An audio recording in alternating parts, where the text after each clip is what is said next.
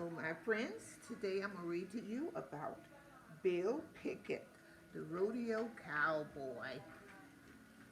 This is a nonfiction book, and I'm happy to read it to you because a lot of you don't know about Bill Pickett.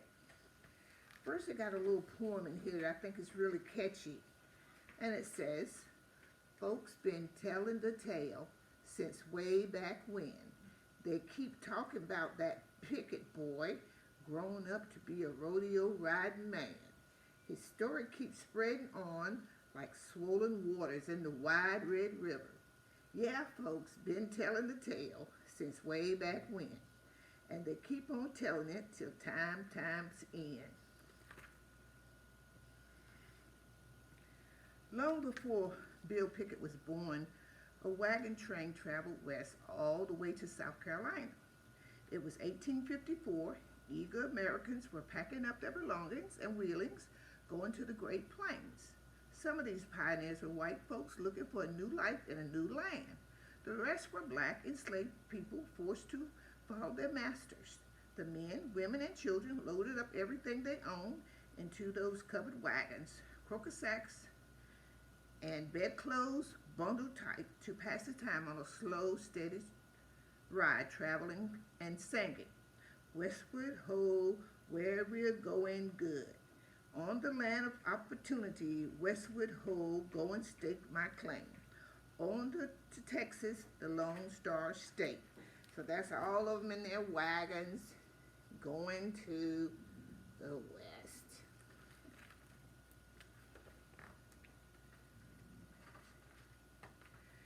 During the long journey, a baby boy was born. His name was Thomas Jefferson Pickett. He was a free-spirited young'un, but he wasn't free. Born into slavery, he had to wake when his master was said wake, work when his master said work, sleep when his master said sleep.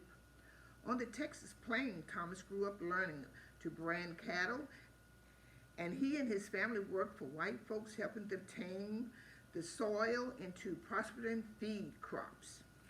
See, that's him working in the field so they could have crops in order to eat.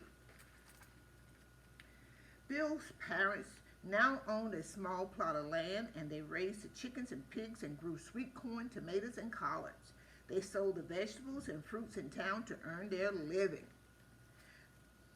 Bill's brothers and sisters helped tend the crops, but Bill was always wandering off.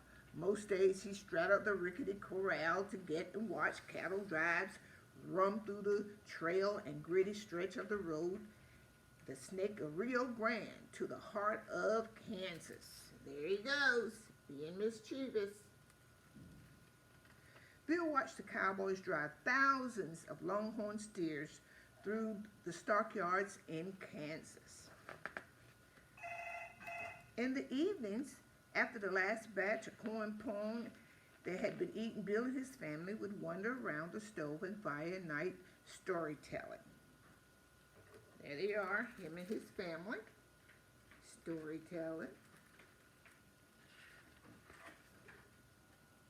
One afternoon, Bill was straddling the gate as usual when he spotted an eye-popping sight, a bulldog holding his restless cow's lower lips with his fangs. Bill moved closer to get a good look. If dog's bite kept the squirming cow down, soon Bill got to wondering, if a small bulldog can bite and hold a big-lipped cow, why can't I do the same?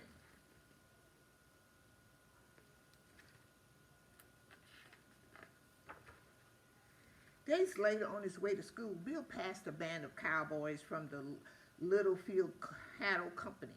The men had been having a hard time branding their calves. Bill said, "Want some help?" The cowboys looked at the little boy and went back to their work. "I can hold one of them cows by the lip with the teeth, just like that bulldog," Bill said. "I can do it, sure. My name's Bill Pickett." The cowboys turned out and rip-roaring laughed, but one of them put forth a challenge. "Let the boy go ahead and try it, if he dares." So there they was, daring him to do it. The men cropped the cow and threw it onto the ground. Bill put his face down and shoved his teeth into the animal's lip. Then Bill held the calf firm while the cowboys pressed and the hot iron onto its side. Bulldogging done by a young'un. The cowboys cheered, invented there and then was feisty Bill Pickett. That was bulldogging biting style. And there he was, and that's how he got his name, starting off. When he was no more than 15 and still itching for an adventure, Bill set out to find his own way. Like many young'uns, that's what they called children back in the day, young'uns, who came from large families, Bill had to go out and earn a living to help men eat meat. Bill found work as the cowhand on ranches all over Texas. He spent long days saddling horses and putting them in their stalls. During the winter, it was Bill's job to watch for the wolves that creeped up on the hen houses. There he was sitting out in the cold, but he had to earn his money. Bill learned to lasso and ride like cowboys. He'd been passed by on the Chisholm Trail. He practiced bulldogging by casting steers and charge off into mesquite bush. Soon Bill could tame broncos better than almost any other ranch hand. And every now and then he would work was slow. Bill went home to his mom and daddy's farm. Each day he had a new story for his own family, to his own families to tell. Words of Bill's fearless riding spread through ranch to ranch. And on Sundays, folks gathered at local barnyards to watch Bill snatch a fire-eyed steer by the horns. Men, women, and youngins rode on horseback in their buggies to admire Bill's skill. They dropped coins in his hat to show how much they liked his horsemanship. There he is on the horse, getting a steer.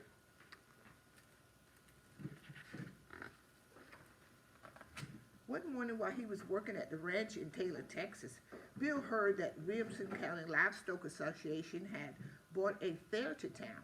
The fair included full-scale rodeo. Men from the association had parked their wagons on the hill a few miles south of Taylor. The rodeo was going to be a big event. Bill was determined to compete. For the first time, Bill performed his bulldogging stunt before a large rodeo crowd, and the steer thundered into the arena. Bill jumped from the back of his horse and grabbed by the horns, and then before Breast knew he was coming, Bill drug his teeth into that animal's tender upper lip. He raised his hand into victory, and the grizzly cutting went down without a fight. Somebody let out a holler, "Hoo-wee! Hoo-wee!" All the folks watched the rodeo clap and stomped. He throwed the beast down. The cowboys braved clear down to the grizzly's hot diggity dog. So there he was, doing his thing.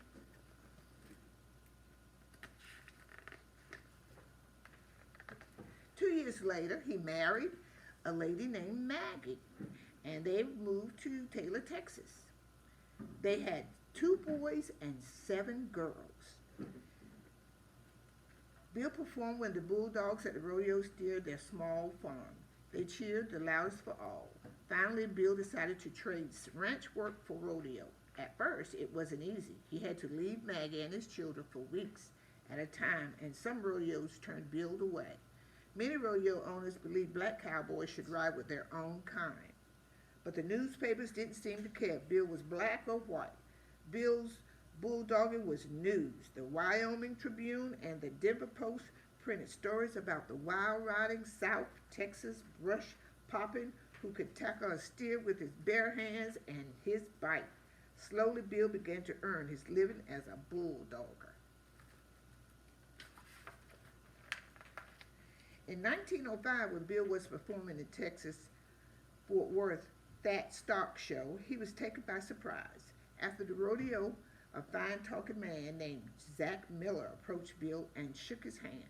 Zach Miller and his brothers, Joe and George, owned one of the biggest ranches in the West. Their 101 ranch spread over 3 towns, White Eagle, Red Rock, and Bliss in Oklahoma. The Miller brothers also owned a traveling Wild West show, a spectacular gather that small-time rodeo where Bill usually performed. The 101 Ranch Wild West show has 90 cowboys and cowgirls, 300 animals, and 16 acts. The Miller Show was famous, but to make it the best, they had to have a cowboy who had drawed cows and keep folks zipping and zapping for more. The Millers heard about Bill Pickett. Bill didn't think twice. Zax offered him the best he could ever get. It wasn't long before Bill and his show horse Bradley became the 101 star attraction. And there he was. He was the star attraction. And remember, that's how he made his money. Soon he began to bulldog at far corners of the world. Crowds stood up and cheered when Bill bulldogged at Madison Square Garden in New York City. You know, that's a big area. He was in Mexico City, Canada, and in South America. And in 1914, he performed in England for King George V and Queen Mary. Bulldogging lived on after Bill died in 1932, but nobody could snatch the steer the way Bill did. When Bill's children were grown, they gathered up their own youngins and told them about their grandfather, Bill Pickett, the feisty cowboy child from the south of Aberdeen, who grew up to be a dusty demon. And to let you know, I went to one of his rodeos and I met his granddaughter. So it was a great privilege to know about Bill Pickett, the black cowboy.